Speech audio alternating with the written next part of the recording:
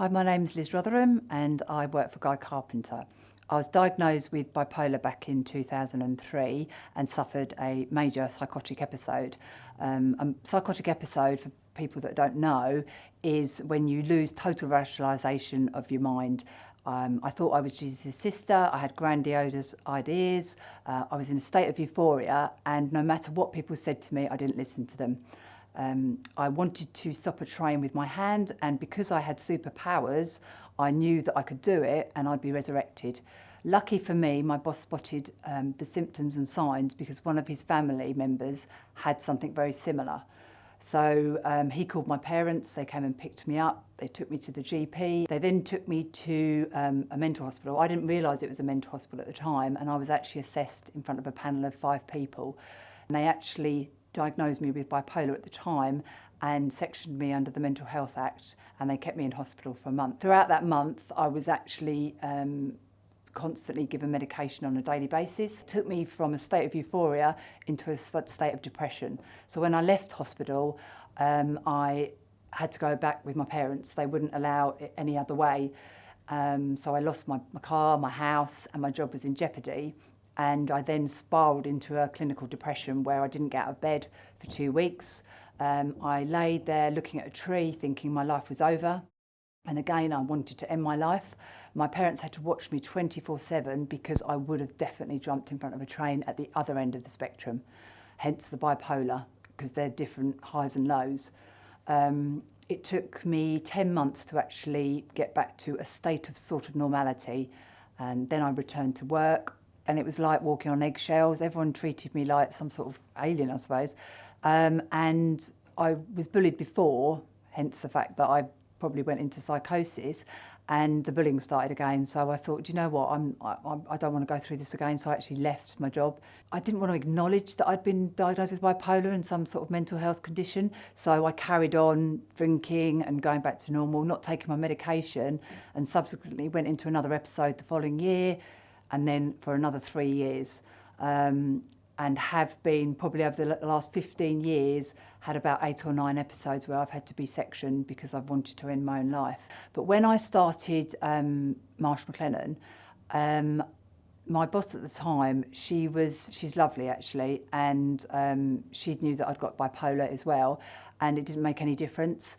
And I felt like I'd been accepted in a weird way, and they were so supportive, and I actually had 2 episodes at work. When I was sectioned, my manager actually came and visited me in hospital, and then I had a phase return back to work, and I went to see an occupational health advisor who was brilliant, who gave me some coping mechanisms. They looked at my workload as well, and took some of that away to help me so it wasn't in such a stressful situation, and they were very, very, very supportive, which is great. There was also an employment assistant program as well, which was very helpful. I used that as well when things weren't going too well. I actually rang them up and they were very, very helpful across the telephone as well. I was there for 7 years, and then I was actually made redundant from Marsh. It was quite a stressful time for me, both out of work and in work. And I left Marsh and unfortunately went into a massive psychotic episode, and I ended up being sectioned again, and it was probably one of the worst experiences I've ever had, because they put me in what's called Section 136, which is solitary confinement. And because they couldn't find me a bed on the main ward, I was actually in there for 3 days. I never went in feeling suicidal, but I actually became suicidal in there because, I mean, anyone who's with no mental health condition, being in a locked, confined space for 3 days is horrendous, but I had my psychosis to deal with. Luckily for me, my ex-manager, she found that there was a job available in Guy Carpenter, and so he invited me in for an interview. And I thought to myself, right, okay, in the past, I might not have been honest, but sometimes in interviews, you don't have to disclose that you've got bipolar. And I thought to myself, if I'm going to make a difference in this world, I'm going to be totally honest. Bearing in mind I have suffered stigma and discrimination before, but in the interview I had, I told my potential manager everything about my condition. I actually said, this is what I've got, this is what I've been through, And you know what? He was so shocked because he saw me as this positive person and he'd had no idea that I'd got bipolar. And I think that is quite a stringent point actually, because you can't actually see mental. With the physical health you can, but with the mental health you can't. He said, I'd like to offer you a job.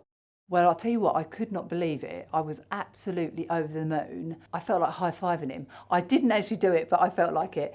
And yeah, I've been with Guy Carpenter for the last year and a half. It's been amazing, so supportive, as well as when I was with Marsh. So I'm now with Guy Carpenter. I actually went into an episode again last year, unfortunately. I ended up being sectioned again, but work was so supportive. You know, my manager and the HR person, they actually came out and visited me at my home when I was discharged. They put in place like an action plan when I got back to work. They said, right, this is what we're going to do. We're going to review you. And they just kept an eye on me. And it didn't feel like they were monitoring me for that sort of reason. They were just trying to look after my health, which is so important because, you know, I'm perfectly capable of doing a really good job, and I'm not blowing my trumpet here, but just because I've been diagnosed with bipolar doesn't mean that, you know, I'm not capable of doing things. I'm now a certified mental health first aid instructor, which means I can actually deliver a 2-day course and train up mental health first aiders, but the course is brilliant. It's provided by the Mental Health First Aid England, and it just gives people the confidence to actually spot signs and symptoms. It goes through each mental health condition in quite detail. It's quite an intensive course, but also it's a very interactive course. We don't train you up to become counsellors, but we actually give you the skills in order to signpost people. It's so very important to listen to people and actually really listen, because a lot of it is that is what people want you to do. And I'm so grateful that the company agreed to it, because it will enable staff to be able to spot signs and symptoms of other people that are actually within the office. If they notice someone that might not be themselves or something like that, you can just question it and maybe avoid them going off sick or something like that and prevent something worse happening. I'm so passionate about this because everyone has mental health. We all have minds. And whether you've been diagnosed or not, you at some point in life, whether it's family or yourself, goes through some kind of mental health condition or issue. And I want to end the stigma and discrimination that faces our world. And if I can help someone in some way to make a difference, then that is why I do what I do. That's why I speak out and talk about what I've been through. And if I can educate and help people, then I'm just going to carry on doing what I'm doing.